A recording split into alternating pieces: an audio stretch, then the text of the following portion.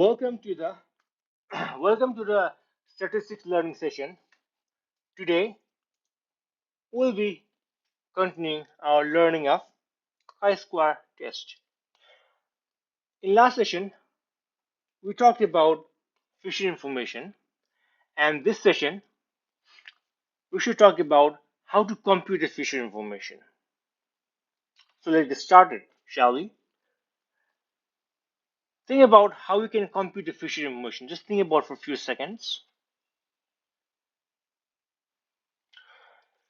We can compute the Fisher information using the term P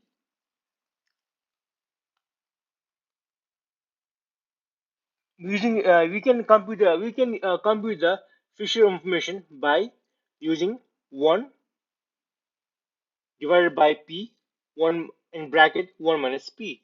That's the main our term here. So let me write down the Fisher information here. Fisher information, and Fisher information is generated by I.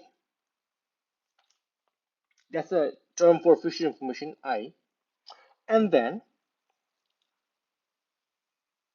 this is a bracket of which we are computing the Fisher information about, and we are interested in computing Fisher about a matrix that is P 1 minus P. This is the matrix we are interested to compute the Fisher information about. And the term that I use to compute the Fisher information is 1 P 1 minus P and 1 minus P 1 minus P. And in diagonally it's going to be same, that is P 1 minus P and 1 P 1 minus P. This is the term for Fisher information. Now we can take the 1 minus P out, that is P 1 minus P, and it's going to be 1 minus 1 1 minus 1, that is it's going to be minus 1 .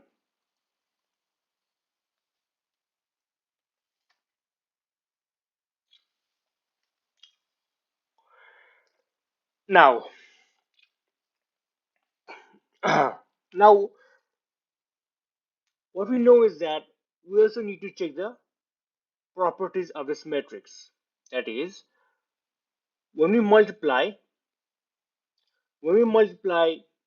this matrix, that is I, we need to it should give us a 0 values. Fisher matrix has a property: when multiplied by all one vector, it results in 0 vector. That's a property of the Fisher information. What I mean is,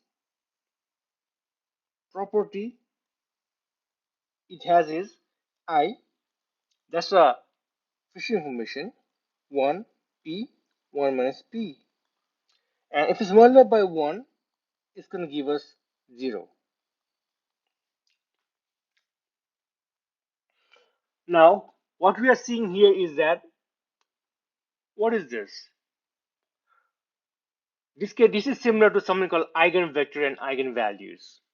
That is, this is really similar to this, where this is similar equation where matrix A multiplied by V gives us lambda and V, where A is a Fisher information matrix and V is an eigenvector and lambda is an eigenvalue.